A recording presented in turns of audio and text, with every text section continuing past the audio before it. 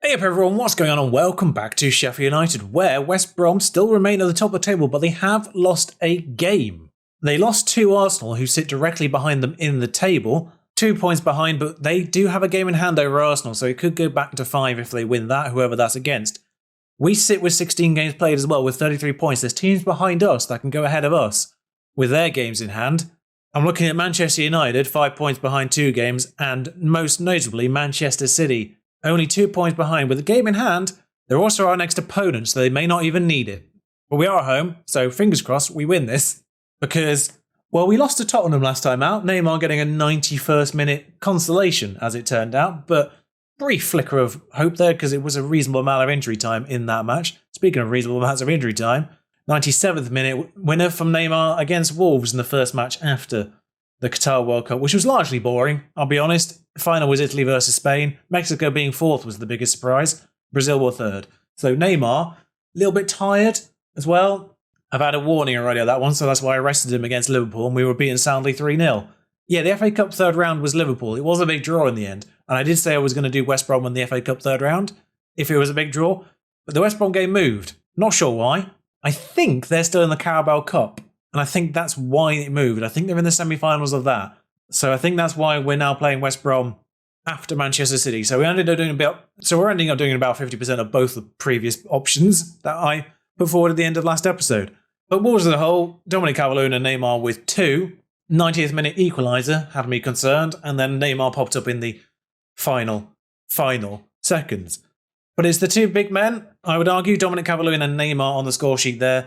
No one against Liverpool and just Neymar against Tottenham. So it's a two-man show at the moment. They're getting on those score sheets quite frequently. Obviously, last time round, Real Madrid was dispatched by the same personnel. And then I largely rested Neymar against Leeds. But one thing I have noticed is we do seem to love a late goal. 91st minute, 97th, 89th and 95 there. A lot of the time it doesn't matter. 95th there as well, 87th for Maddison. And a late turnaround quite early on, I think it was against Southampton at 79 and 82. We do like to score quite late on. I guess people just get tired and we've still got great players on that pitch. Now, speaking of great players, still haven't brought in a friend for Neymar. I'm working hard. Marcelo wouldn't join without a work permit. Luis Suarez they want actual decent money for, which I may have to acquiesce to if this new player doesn't get a work permit and won't join without it. Dani Alves retired. I don't know why he would retire when he's still better than most 34-year-olds. So yeah, I'm in a bit of a pickle, and the scout I brought in that is a friend of Neymar didn't suffice. But first, Manchester City, we are at home and we are without Curtis Jones, who got injured as I was subbing him. I'm pretty certain he sprained his ankle running off the pitch. Maddison isn't quite back yet, but 75 minutes, screw it, he's starting. Marcus Edwards is for some reason taking a brief knock as well, but he's good enough for the bench in my opinion. And yeah, I think that's about it in terms of changes I need to make. The rest of the team is still pretty good. Xhaka in goal, Meza, Badiashile, Fofana, Walker, Brozovic and Berge, Neymar, Maddison, Gallardo and Calvert-Lewin. Arguably my strongest 11. Gallardo, Marcus Edwards, pretty even. Manchester City's strike force is incredible, by the way. Barbosa, Morata and Haaland are all playing. Wait, they're in the first 11, all three of them. That is actually kind of interesting. Grealish on the bench. So after all that talk about will Grealish go to Manchester United, here he's gone to City. Who absolutely don't need him. Well, if we can break this losing streak now, I'll be happy. I'll be honest, I'll be happy with the draw here. Just to break that losing streak, it's Manchester City. If we lose here, Sander Berge is already tied. I should have done something about that. But yeah, if we can just stabilise, losing here could be catastrophic for morale, especially as we're at home for this one. Calvert-Lewin just doesn't really read the play. Foden, who was sensational at the World Cup, by the way, according to the average ratings, even if England didn't get into the last 4. Keep an eye on him on this one. Morata goes, I'll say close. We do appear to be the lunchtime kickoff, so we're not really affecting the table in any massive ways just yet, because it could all restabilise in just an hour's time. Calvert-Lewin picks onto that lazy pass from Foden. He's not done well there, and neither has Foden. Of course, they're used to playing with each other very recently. Phrasing. Gallardo. I don't know what he was doing there. He just passed it to Theo Hernandez. De Bruyne, Valverde, to Foden. Moving it around like Man City probably should. Morata, Valverde. Where is Morata actually playing on the pitch? And same with Barbosa. What are their positionings at? Didn't really properly look, and Morata's popped it through. Very rarely do I feel like Xhaka's at fault. I think Xhaka's at fault for that one. Because in the position where Morata is here, he really, really should not be scoring. I don't know what's happened defensively there either. He's just phased through the defender. So, I mean, if we can look into the rules on allowing X-Men into the squads, that'll be nice. I'm pretty certain that's not allowed. Berge, though, to Maddison. A chance for an instant reply. Brozovic smashes it at a defender who was literally 3 inches in front of him. And, well, this is an easy break for them. I don't know how they've got so many players forward. I mean, Barbosa's, thank you, mate. Neymar's just gone, miss it, mate, miss it, miss it. They play Morata and Barbosa as inside forwards. Fair enough. I am surprised that Morata is playing ahead of Sterling, though. I would have thought that Sterling was rated better. Barbosa was tearing it up in Brazil before he signed for City. De Bruyne with a corner. Now, hopefully this is a chance to counter and not a goal for them. They've hit the bar, that's probably the highlight. Although Calvert-Lewin on the end of this, there's a good chance to square it. A lot of players, that player there in particular, Barbosa just wiped him out. He should get buffed for that, surely. He did. Now, if Barbosa can get himself sent off here, I'm going to have to bring Maddison off at some stage. He's doing all right. Neymar's not doing particularly well in this match. Might just have a specific word with him. Walker. Very rarely do I do the specific personal shouts. But Neymar's getting one this time round. Gallardo. He's probably just getting distracted by having Barbosa on the same wing as him. They're probably just having a lovely natter and a catch-up. Yeah, he's one of his favoured personnel. One of the players I really wanted to have signed, but he signed for Man City before I had a chance to even look at him. Maddison has equalised. Thank you, James. Yeah, two of the more feasible options I could have brought in, Felipe Anderson and Barbosa, both got signed in the summer window. I think roughly the same time as Neymar did. Felipe Anderson was prior. I know that one. Walker, Maddison. So my options for bringing in a friend to help him settle narrowed dramatically. Like I say, just planning to get someone in as a rotation, like a just emergency backup at this stage, but hopefully it will sate him. If not, Lucas Moura is still available, as is Luis Suarez, who will retire at the end of the year, so I'll only have him for 6 months, but hopefully that'll be enough. Oh, for God's sake, Foden, smash that. What's happened here? What? Defensively, what's happened there? That is pathetic defending, if I can even call it that. I mean, Neymar's on a 6.2. What do you do here? I mean, XG-wise, it's very, very even. It's worth noting the loss against Tottenham. It was we actually had the edge. I mean, Gagliardini's back, but I don't think I put him on the bench because I'm a fool. I mean, Neymar's coming off. Berge is coming off because he was tired at the beginning of the match. He's probably even worse now. I know Brozovic has dipped to the lowest level of fitness, but he's going to have to stay on. I haven't got any other extra personnel. That's a highlight, is it? Or are we going to see the following corner and that's actually going to be the highlight? As Morata heads clear, Walker gathers. No, it was the block. Gallardo has also done woefully so far, so Edwards is on for the last bit. He's barely fit, but Carlisle is 6.2 to stay on the pitch. And the 75 minutes I was supposed to give Maddison has been entirely ignored now. They can stop fouling us, that would be great. Meza, Brozovic. Foden's just consistently fouling. Maddison, Calvert-Lewin, Jota. Oh my lord, that is sensational. 2-2. And getting Neymar off was actually the right decision. I mean, there's about 18 fouls in the build-up to this. And I'm very glad the referee played advantage on every single one of them because that is a brilliant finish. And it's 2-2, and like I said before, I'm happy with the draw here just to stabilise the ship. I'm just glad we're scoring, really, as well. Because not scoring against Liverpool and waiting to the 91st minute against Tottenham, despite being the better side, concerned me. We've completely abandoned this player on this left-hand side here. I really hope that doesn't end up being a problem. Marino, can we do something about this? Thank you. Get the ball. Jota's oofed it forward. Calvert-Lewin, who is that with the preemptive slide tackle? Stones. Oh dear. Reasonable effort by Calvert-Lewin in the end, but well saved. Apparently we should make a change, despite the fact I've already made all 3. Do I actually have 4 subs? No. Hang on, what's going on here? Oh, it's just a yellow. I don't know why I'm seeing the yellow card. That never normally happens, but we're seeing the resulting free kick, so maybe that's why. I was very worried he's about to get sent off. That was a baffling highlight. Anyway, Jota on the ball. We're coming forward now. It's very rare that we seem to have an attack of our own. I mean, it's about 3-second highlight, but it's still an attempt. As they've got 5 in the middle. Wait, have they actually not got fullbacks right now? I mean, they've gone for this late on. I'm just going to say hoof it over them, because 3 centre-backs with no fullbacks. Yes, please. That's exploitable. Witsel. Out to Walker, where there's all of the space, because there's no one defending there anymore.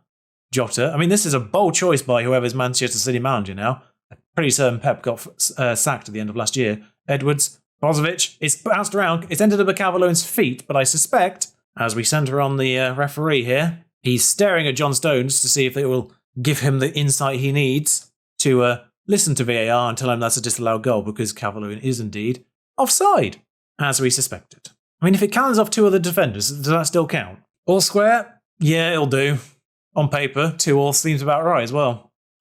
Comeback. Good comeback. I'm going to tell him it's a good comeback. Because we needed something morale-wise. As we go to top of the table, West Brom next. Yeah, lovely work from Jota. Came in there, did the job I needed of him. Essentially, what I'm doing now is I'm about to pay a bloke about 15 grand a week just to be Neymar's friend. And it does look like Manchester United won their game, so they 3 points behind, 2 games in hand. We're in danger of not being in the Champions League next year. Unless there's a massive capitulation from Arsenal, which wouldn't be unsurprising knowing Arsenal. But we need West Brom to do the same, as well as Chelsea. They're just ahead of us. Basically, some bizarrities happened with John Egan. Burnley initially came in, offered me they offered me not that much, but I managed to push them up to about 5 with 1.5 with 50 games or so. And then after I did that, Aston Villa came in with an offer, which was similar to this, but it had a bit of possibilities. But the Chinese side just went, have 6 and 6.75 without anything else. So accepted it. John Egan's gone. I mean, I'll take 6.75 million for a player that wasn't even playing. Gives me a little bit of wiggle room as well, because I'd run out of just straight up transfer budget. Got wage budget I could move, but run out of actual transfer budget. So that does allow me to potentially get Luis Suarez if necessary. But it's taking a decade for this, I presume, work permit. Here it is. Granted. So he's on 15 grand a week. He's 33. He's not good, but he is Neymar's friend. Will this work? Done. 400 grand and 15. I'm so glad I didn't have to resort to Luis Suarez. They actually won 7 million for him for 6 months at 35. So West Brom, Maddison, not good for this one. Curtis Jones obviously well injured, so is Sergio Gomez. So that leaves me with very little choice to maybe play Palacios. Yes. Because he's in the under-23 squad right now, Ugarte did finally get his work permit. He may be called upon at some point if we have sort of injury crises in the normal midfield area. Yeah, so the last of those signings a few years ago finally has their work permit. I hate work permits. And Marcus Edwards over Gallardo, I think, is the option there. Otherwise, I don't really see much need to change much. Calvert-Lewin is tired. Well, Esposito can start. In that case, I don't really want to start Esposito. Although, I do play Norwich next, so that would have been nice to have Luis Suarez for that one, I guess. I suppose he doesn't really have to do much. I might just make him advance so he doesn't have to even do complete duties. Checker in goal, Meza, Badiashile, Fofana, Walker, Brozovic, Burge. Although Burge might need a day off. Neymar, Palacios, Edwards, and Calvert-Lewin whistle in for Burge at the last minute. I'm going to have to stick with Calvert-Lewin because I need my best striker. They are top of the league for a reason, so I need to be able to score against them. And Esposito, as great potential as he may have, not sure. Probably should have hesitated on their lineup there for a second, a little bit longer. But that's their lineup. Johnston in goal, Justin. Of course, we sold Jayden Bogle to them, and they're playing him. Our 2-star right back, Jayden Bogle. I think this is a penalty to them, judging by the players here. I wasn't sure who was at which end there, because it all happened very quickly. No penalty. I was outside the box, that's why. So it looked like a foul. I felt like we put more men in this wall than West Ham did against Neymar. I mean, they bypassed it entirely, but commitment. But yeah, this West Brom side is fascinating because they've not massively improved it in any way. I mean, Justin at left back is basically the major one. Pereira's still there. He's a quality player, of course. That from Sam Johnston could have gone in the goal, but didn't. Same goalkeeper, same striker, I think. Carlin Grant's already at West Brom, isn't he? Although they do have Troy Deeney, and Troy Deeney's second on the goal-scoring charts at the moment. So I'm not sure why they haven't started him. Meza drills it across. Oh, it's gone in the goal. I think it's rebounded off Cedric Kipre. It has. It was a dangerous low cross, though. I mean, technically an assist by Meza, is it? I don't know if he'll still get that. But dangerous low cross. Kipre wasn't prepared for it, and it's just cannoned into the goal. Now, Rodriguez behind Grant there. Which Rodriguez is that? Santiago Rodriguez, who is decent without being... I mean, some good mentals, good physicals. Good technicals, sorry. I mean, apart from acceleration and agility, questionable physicals. Marek Hamšík in the centre of midfield, whilst a good player, is getting on a bit. Anyway, this highlight has found its way sort of back to our midfield with Witsel. Walker on that right-hand side. Always seems to be in a lot of space, Kyle Walker. There was a period of time where Brozovic's 5 games stat was about 7. You never saw that. So you may question my continued usage of Brozovic when every match that you watch with him, he's had about a 6.4, 6.5. But there was that period leading into the Real Madrid-Leeds match last time round where his last 5 games were about 6.9, something like that. Calvert-Lewin might be offside here, but it's great movement if he isn't. He isn't. It's great movement. It's 10 goals for Dominic Calvert-Lewin, who, in fairness, about half the goals he had at this stage last year. Took him a while to get going this year for some reason. I mean, that ball from Neymar to Edwards was lasered. Such force on it, but then that ball from Edwards. You know what that reminds me of? That reminds me of Jack Grealish's almost assist in a recent match. Ollie Watkins really should have finished that opportunity, but it would have been one of the best assists I've ever seen, and that was very similar to it. Badiashile makes it 3, and all of a sudden, the lead leaguers are crumbling. It's only his 2nd goal of the year, and I doubt he's got that many more in total. We're not prolific from corners, but that makes it all the way to the back post. And he just pops it in. Justin is shattered, Pereira is shattered. This is only the first half. I think they're in the Carabao Cup semis, which might explain their tiredness. Pump fists. Keep going.